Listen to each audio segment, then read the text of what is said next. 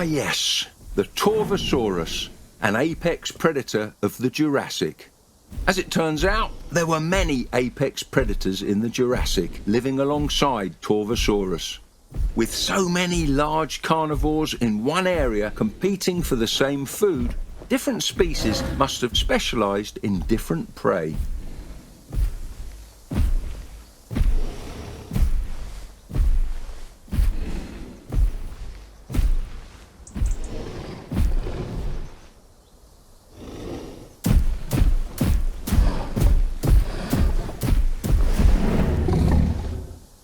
Akrocanthosaurus, the high-spined lizard. An apex predator, and a good one at that.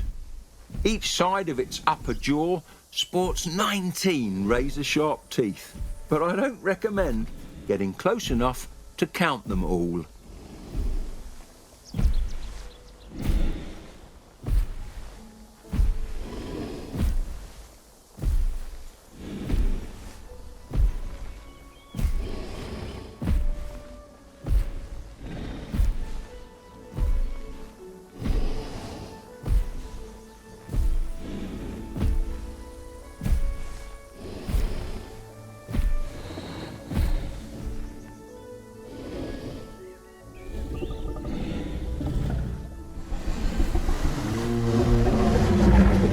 There it is, the one and only king of the tyrant lizards.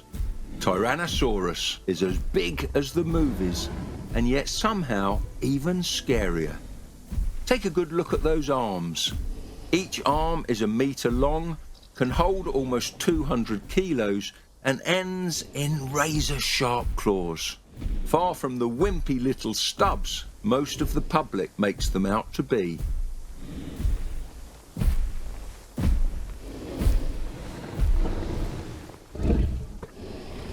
Now this is an interesting fellow. This dinosaur is called Deinocheirus, a name meaning horrible hand.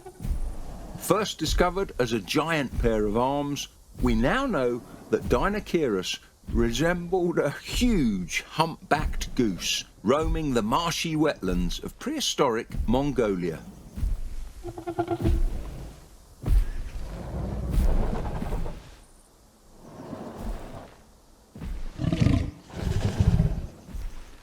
There it is, Kamarsaurus, the star of the Morrison Formation. Don't let its peculiar mouth scare you.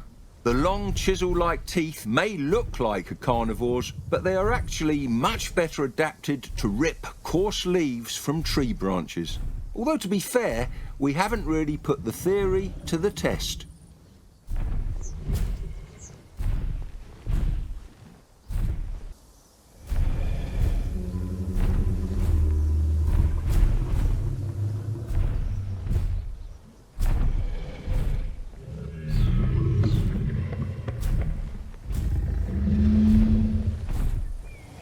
You can't get a much more classic dinosaur than Brachiosaurus. Look at the size of this magnificent animal. The way it moves about, with the grace fit for a giant. It's a real privilege to be able to cherish these beautiful creatures.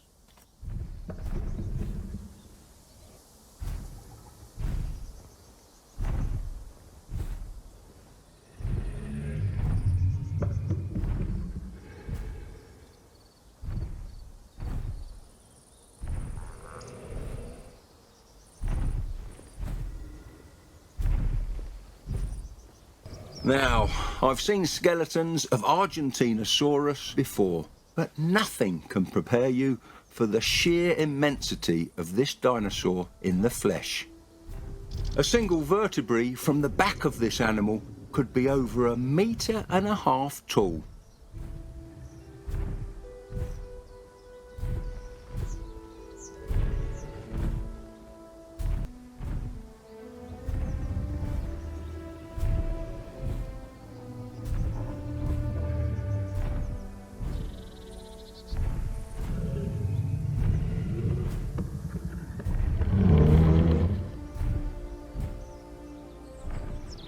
A Dryosaurus.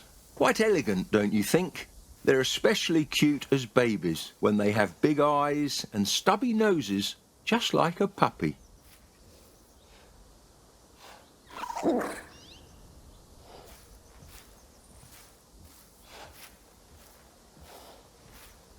Iguanodon, one of the first dinosaurs to be formally named. Reconstructions of this animal have changed dramatically over the years, from a giant rhinoceros-like reptilian beast to the beautiful animal you see before you now. It really makes you wonder, what will paleontologists discover next to fundamentally change the way we view other dinosaurs?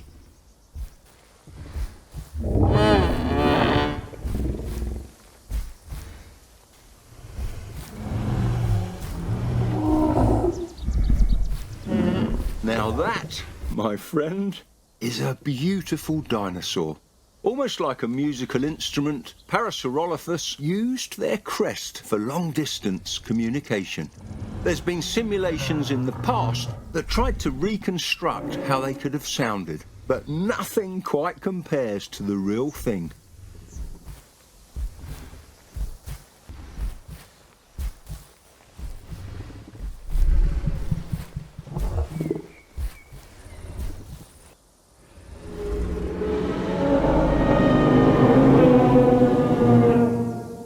Found all over Western North America, Edmontosaurus is the textbook definition of a hadrosaur. Hadrosaurs are commonly referred to as duck-billed dinosaurs. But don't let that catchy moniker fool you. These dinosaurs lived on land, not in water.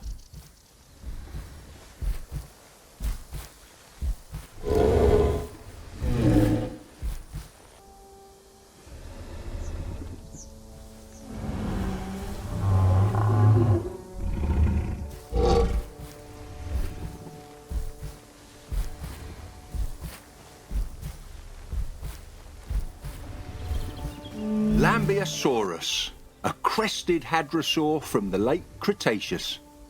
Hadrosaurs are commonly called duck-billed dinosaurs, after the toothless beak at the front of their mouths. But they aren't completely toothless. Behind the beak are dense concentrations of teeth that are continually replaced, sort of like a shark. If sharks were cows, that is.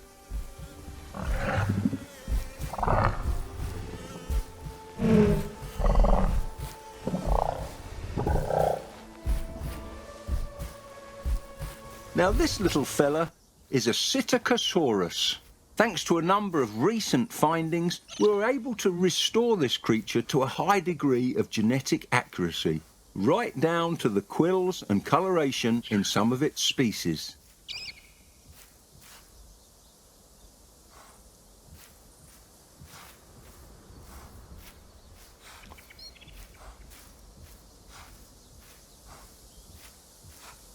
Protoceratops.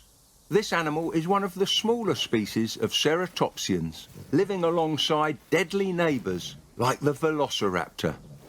One famous fossil preserves a Protoceratops and a velociraptor locked in battle. I know that look in your eyes. I don't care if it's in the name of science. Don't put the two species together. We don't need to deal with another ethics violation.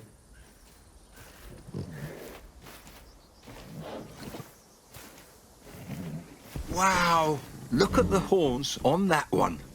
This must be Na수toceratops, a ceratopsian best identified by its large cow-like features. Much like a rhino or, well, a cow, its horns are sheathed in keratin, the same material that makes up scales, feathers, fingernails, and even hair.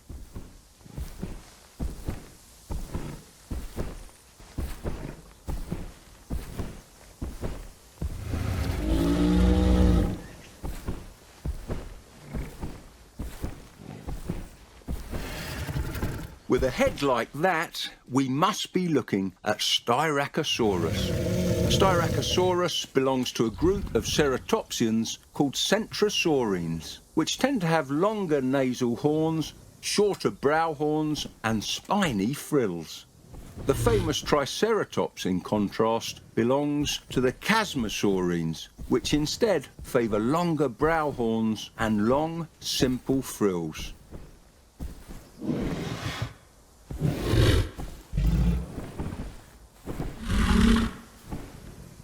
Ah, a Pachyrhinosaurus. I've been told that these dinosaurs are quite bossy. Instead of a nasal horn, Pachyrhinosaurus sports an overgrown mass of bone called a nasal boss above its eyes and nose. It certainly lives up to its name, the thick-nosed lizard.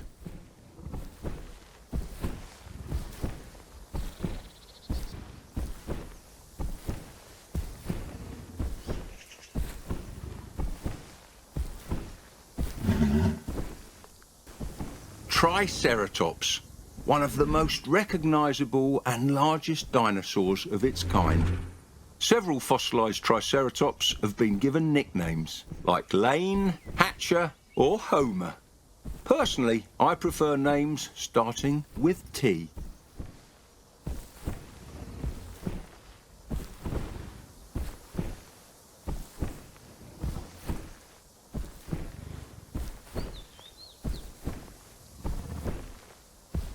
At last, the woolly mammoth, ruler of the Ice Age, then ruler of none. There's nothing quite like it on the planet today. These majestic elephants are beautifully adapted for cold environments. Their key adaptations are small ears and a thick coat of fur. It's imperative we give them the best acclimation possible, or else we might have to give the herd a haircut.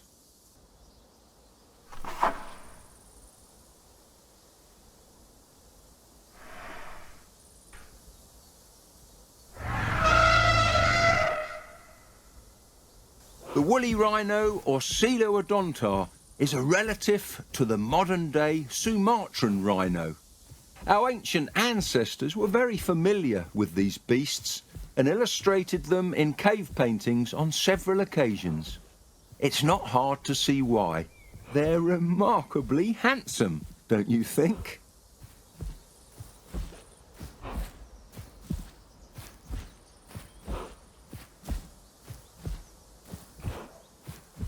Oh boy, that's a big kitty, more commonly known as the saber-toothed tiger.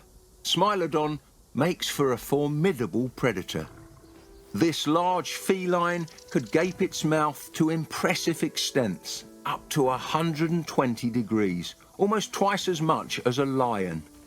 I would love to see it in action from a safe distance.